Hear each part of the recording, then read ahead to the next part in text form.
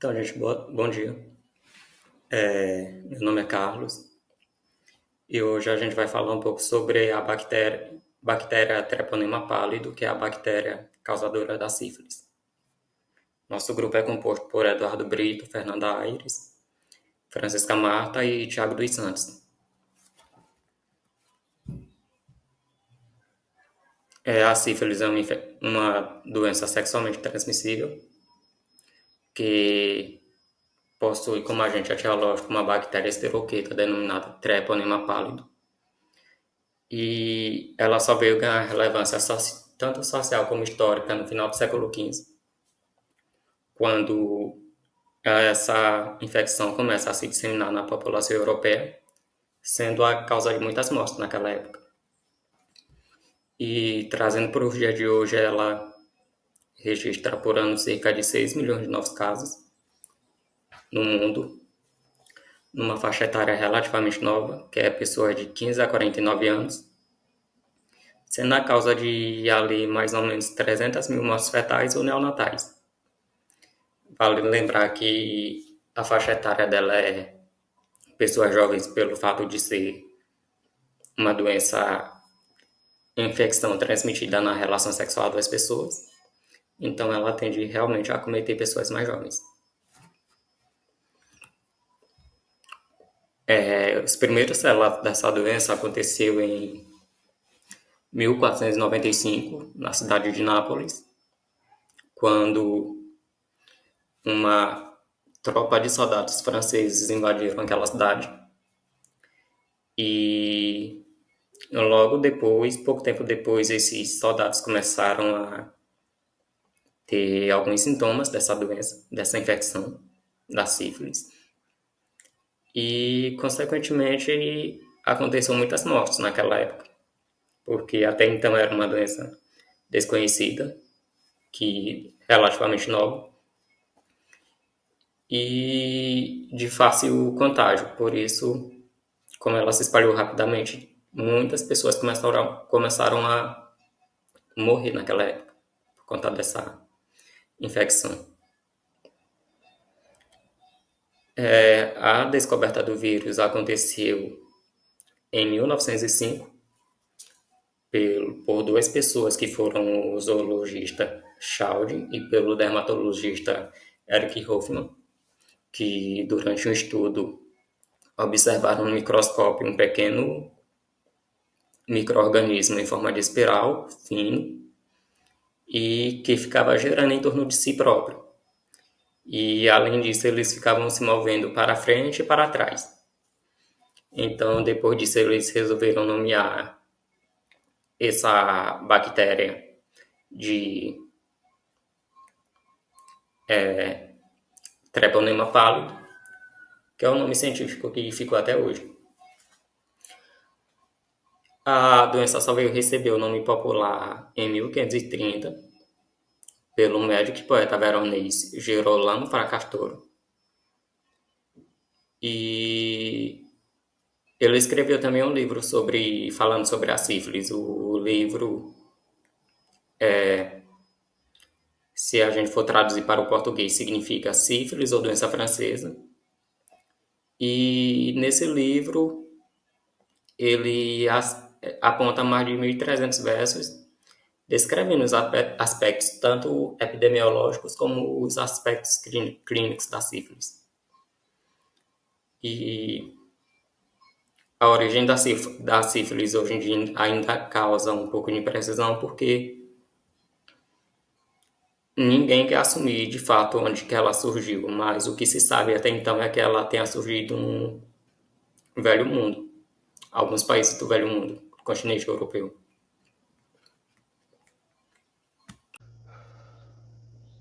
Em relação à morfologia dessa espécie de bactéria, apresentam um formato do tipo espiroqueta, ou seja, elas têm uma forma mais helicoidal e espiralada.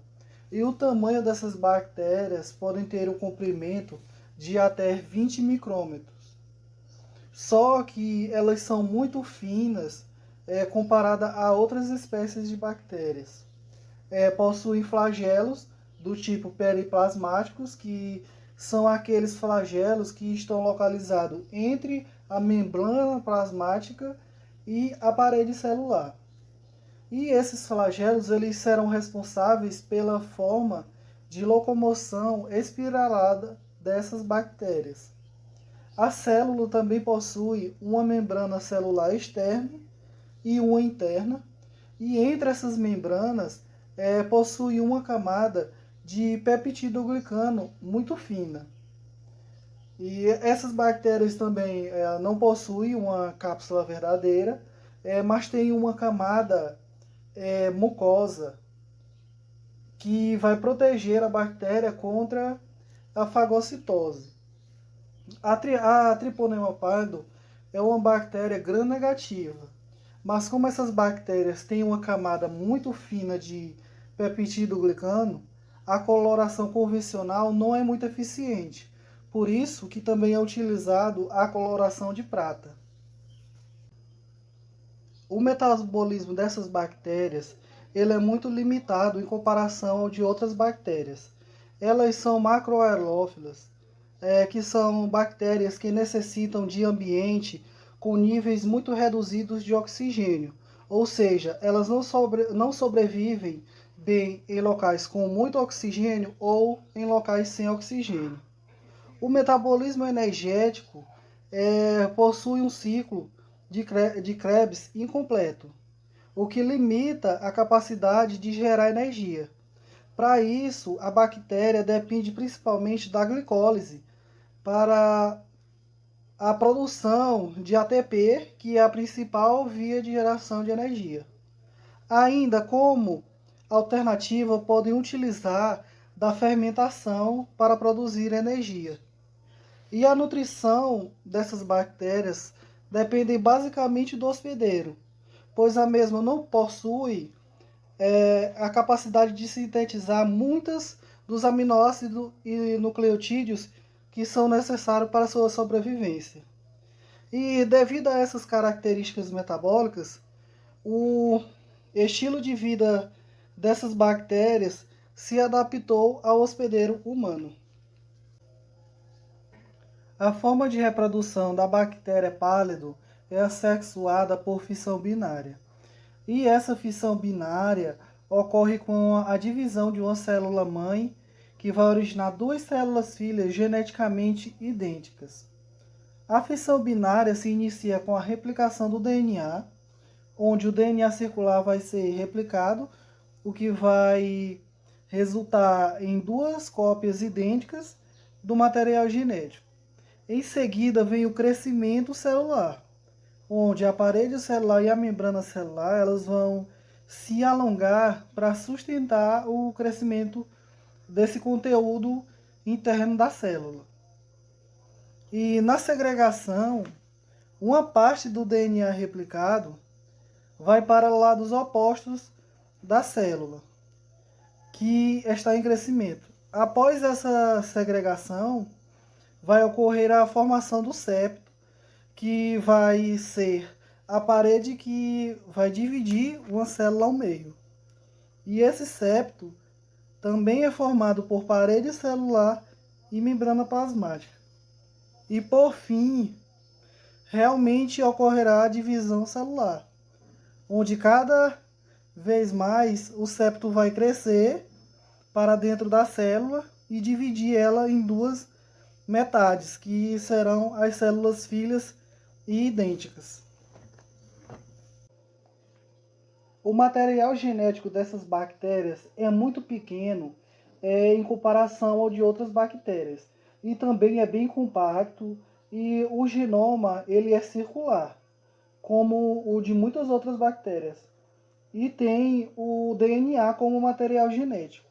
Possui também o genoma bem reduzido devido às perdas que sofreu durante o processo de evolução, o que tornou essas bactérias dependentes do hospedeiro, tanto para obter os nutrientes quanto para o metabolismo.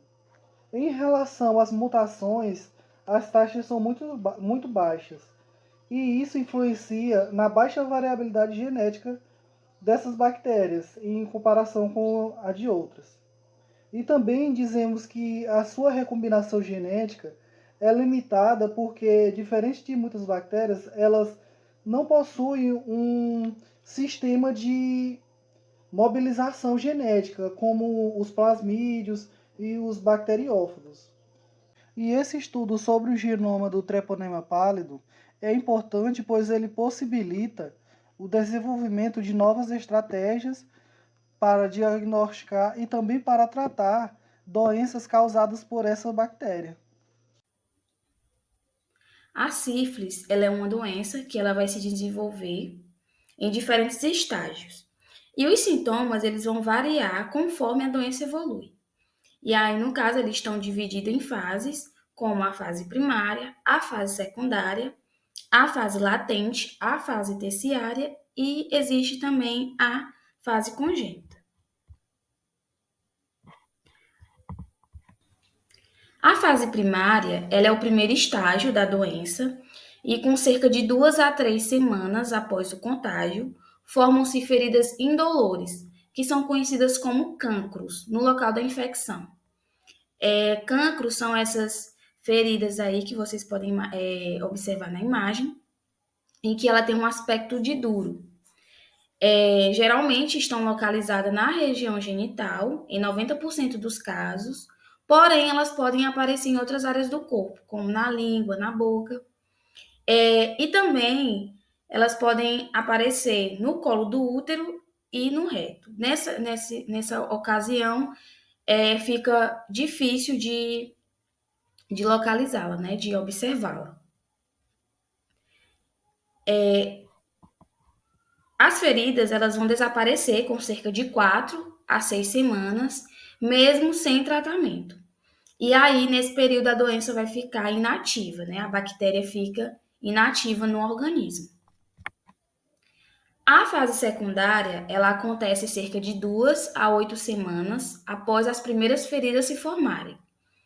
Elas podem surgir em forma de manchas e ínguas pelo corpo e acompanhada de febre, dor de garganta, dor de cabeça, mal-estar. E os sintomas, eles vão desaparecer também sem tratamento. E aí a bactéria fica inativa novamente no organismo. Aproximadamente 33% daqueles que não trataram a sífilis primária, eles vão desenvolver o segundo estágio. A fase latente é o período que corresponde ao estágio inativo da sífilis, né? Ou seja, ela não vai apresentar sintomas e nem sinais.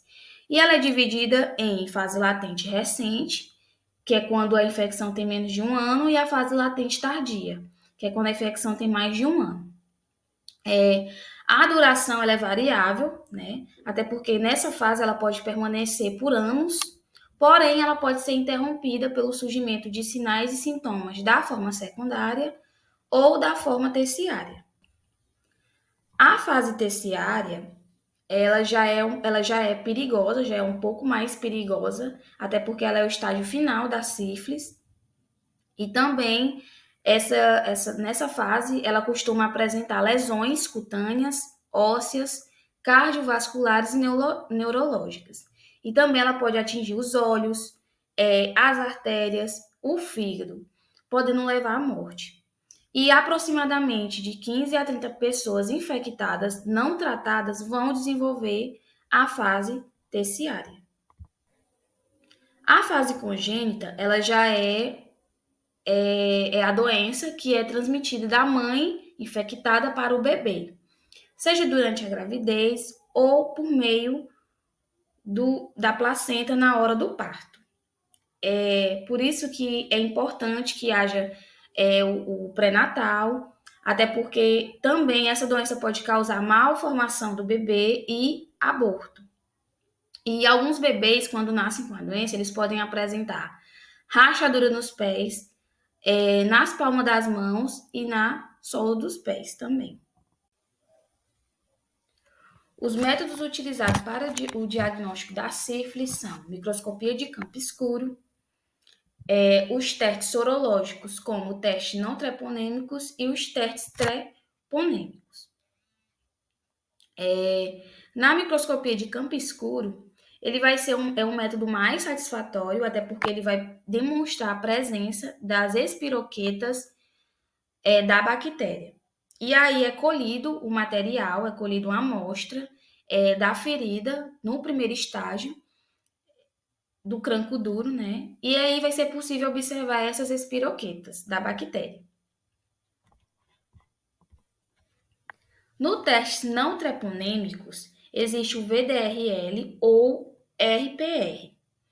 E aí o VDRL, ele é um exame que ele é feito através da análise do soro sanguíneo, em que ele vai investigar a presença da bactéria. E aí, com o resultado, ele pode apontar se a pessoa pode ter sífilis ou não. Já no testes treponêmicos, eles são os exames mais específicos, né, mais sensíveis que o VDRL, como é o caso do FTABS. E aí, ele é feito também através de uma análise do soro sanguíneo, e aí o médico ele poderá solicitar o teste para confirmar se há sífilis. Até porque o VDRL ele pode causar um falso positivo. Se caso a pessoa tenha uma doença venérea como HIV e doenças crônicas, ele pode sim apontar positivo. Porém, se isso ocorrer, o médico passa o FTABS, já que ele é mais sensível. Em relação aos resultados do VDRL e o FTABS é que, se o VDRL apontar positivo e o FTABS positivo, confirma o diagnóstico de sífilis. Se o VDRL for positivo e o FTABS negativo, indicam outra doença que não é sífilis. Agora, se o VDRL der negativo e o FTABS der positivo, indicam sífilis em fase bem inicial, ou sífilis já curada, ou uma sífilis na fase terciária. Se o VDRL der negativo e o FTABS der negativo, eles descartam o diagnóstico da sífilis. Bom, o tratamento ele é feito através da antibioticoterapia. Os antibióticos eles são os principais aliados ao combate contra a sífilis. E o mais utilizado dele é a penicilina benzatina, a famosa Bezetacil. Esse tratamento ele é muito doloroso e longo para o paciente. Muitas vezes o paciente chega a desistir do tratamento e acontece que o paciente retorna ao tratamento depois e essa ida e volta do paciente no tratamento pode acontecer que esse remédio cria uma resistência no corpo do paciente e o paciente não consiga mais ser tratado com a penicilina. E aí acontece de ter que mudar o tratamento e tornar-se mais difícil. O antibiótico ele é usado há muito tempo no tratamento da sífilis. E como é feito esse tratamento? O tratamento é feito com a Bezetacil, na UBS mais próxima, ou seja, no postinho de saúde próximo à casa do paciente. O tratamento ele deve ser adequado de acordo com a fase e o tipo de sífilis que ocorre, das quais são sífilis primária, que é 1,2 milhões de unidades intramuscular em cada glúteo, sífilis secundária, 2,4 milhões de unidades intramuscular em cada glúteo por 2 semanas, e na lactente recente acontece da mesma forma da sífilis secundária. Na lactente tardia, acontece de 2,4 milhões de unidades intramuscular em cada glúteo por 3 semanas. E na fase terciária, acontece da mesma forma da fase lactente tardia. Ou seja, um tratamento longo e doloroso. Mas o que o paciente consegue esse tratamento de graça pelo SUS e que traz muitos resultados. Por quê? Porque o antibiótico ele consegue matar, digamos assim, a bactéria no corpo do paciente. O tratamento em gestantes, ele usa critérios para esse tipo de pessoas e é feita a administração de Bezetacil. O início do tratamento é até 30 dias antes do parto. Por quê? Porque esse tratamento tem que ser antes para evitar que o bebê nasça com a sífilis. E também o esquema terapêutico tem que ser de acordo com o estágio clínico da sífilis, porque toda paciente que tem sífilis não significa que a sífilis é igual em todas elas. Então, tem que respeitar esse esquema terapêutico. E também tem que ter o respeito ao intervalo recomendado das doses. Pode ser, muitas vezes, que a paciente comece a fazer esse tratamento tarde. E aí, o que é que acontece? É que é tomar uma dose perto da outra. E não, tem que ser tomada todos da mesma forma, para que o tratamento seja satisfatório para o paciente. E o parceiro sexual, ele também deve ser testado, tratado, para evitar a reinfecção da gestante. E as complicações, se a sífilis não for tratada. Danos neurológicos, problemas cardíacos, efeitos adversos na gravidez e aumento do risco da transmissão do HIV. Ou seja, vai muito além de apenas as feridinhas, apenas a sífilis em si. A sífilis, assim como outras doenças, existe uma classificação que chama sífilis e sífilis congênitas. Na sífilis, é o comprometimento de vários órgãos, como os olhos, ossos, corações, o cérebro e o sistema nervoso, havendo assim 3 estágios. No estágio 1, é de 3 a 90 dias após a exposição, onde acontece aquela feridinha. No estágio 2, é de 4 a 10 semanas, depois da infecção inicial, que é onde acontece a erupção cutânea pelo corpo, por todo o corpo. Essa erupção ela se espalha por todo o corpo do paciente. Já no estágio 3, que é de 3 a 15 anos depois da infecção inicial, afeta os órgãos internos, afeta o cérebro, o coração, o fígado, e o paciente fica totalmente dependente. Na sífilis congênita, pode acontecer o aborto espontâneo ou na mortalidade. O que acontece? Quando começa a desenvolver o feto, não vai para frente, o feto é expulso do corpo da mulher. No parto prematuro, pode ser que aconteça do bebê ser retirado antes do tempo. Pode ser que nasça com malformação fetal, ou seja, faltando uma mão, faltando um braço, uma perna, surdez, cegueira, alterações ósseas e deficiência mental. Essas são algumas das complicações dessa doença. E podemos encontrar muitas outras, que varia de paciente para paciente. A sífilis, assim como outras doenças, ela vai depender muito do sistema imunológico do paciente. Se o paciente for um paciente que tem uma facilidade de infeccionar, com facilidade de ter problemas mentais, então esse paciente ele vai ser mais prejudicado. E é isso.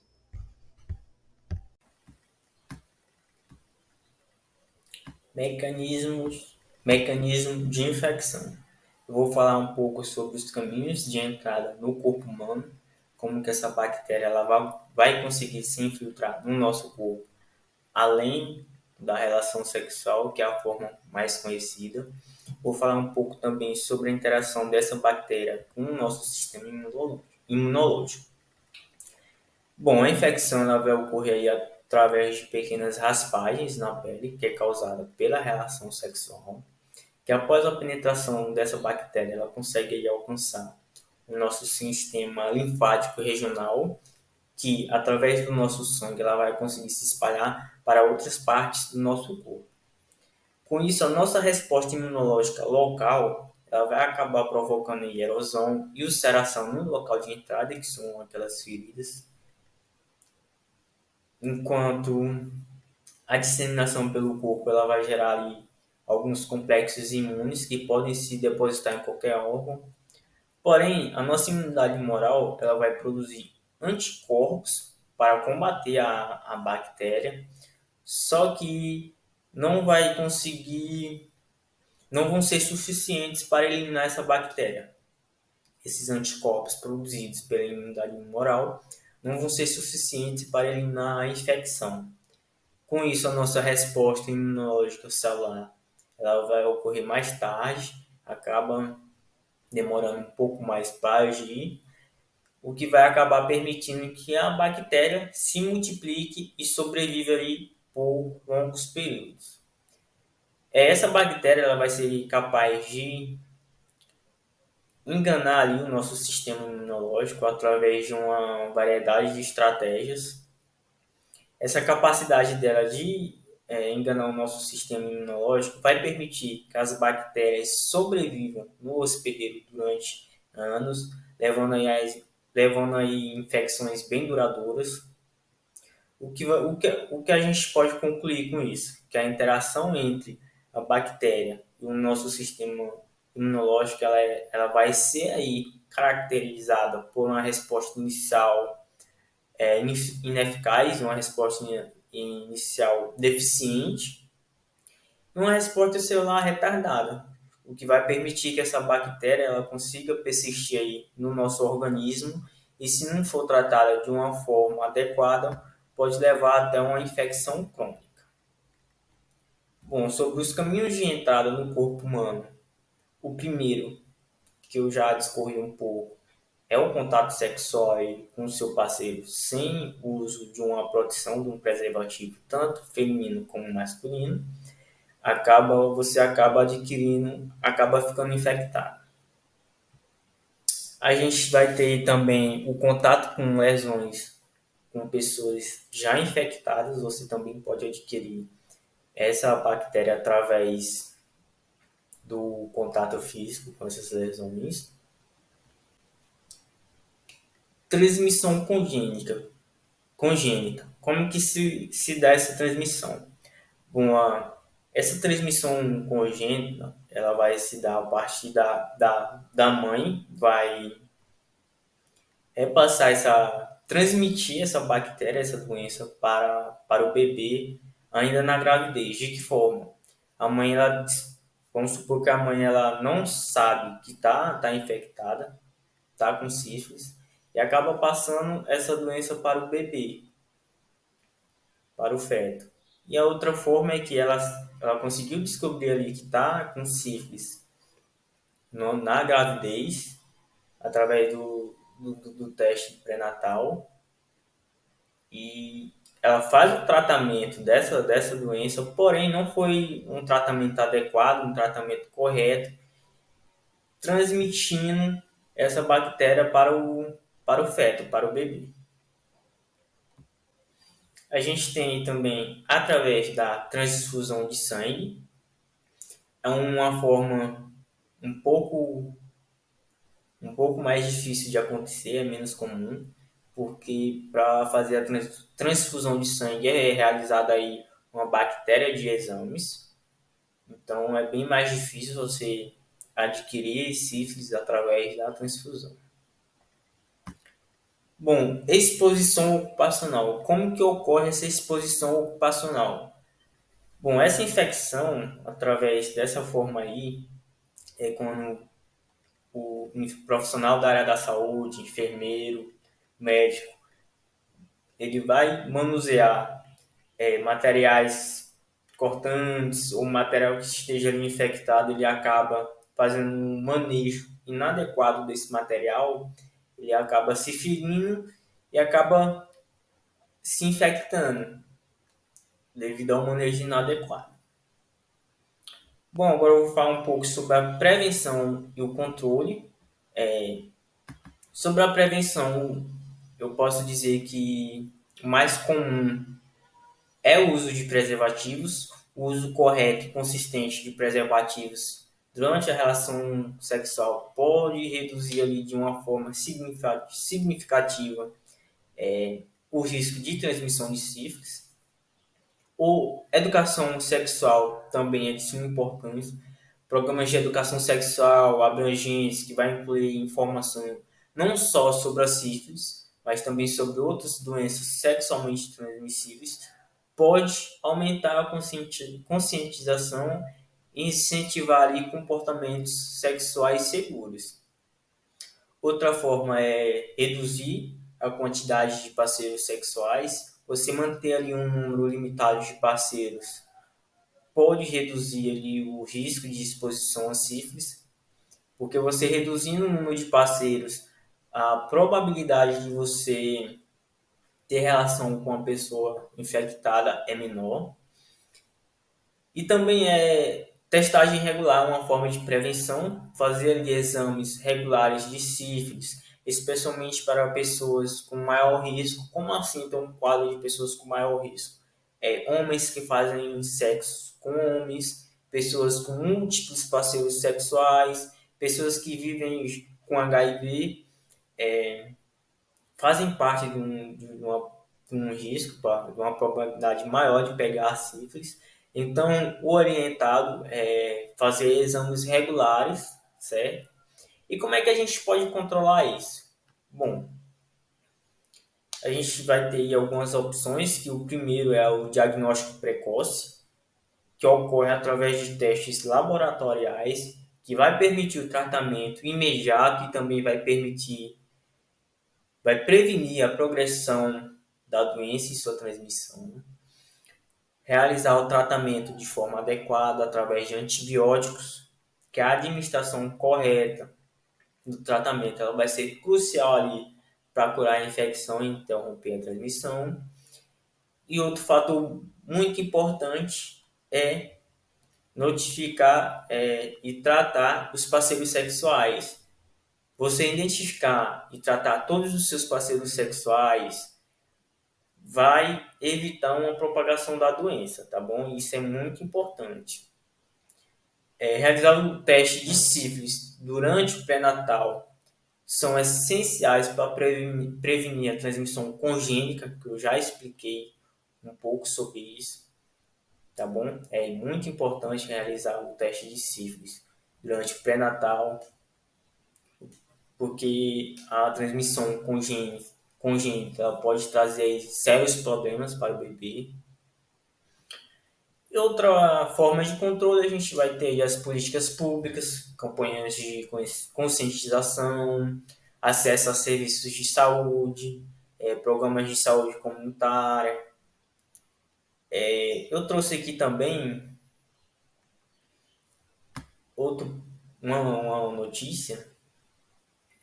No Brasil, dados divulgados pelo Ministério da Saúde em outubro de 2023 mostraram que, de 2021 para 2022, a taxa de detecção dos casos de sífilis adquiridos por 100 mil habitantes cresceu em 23%.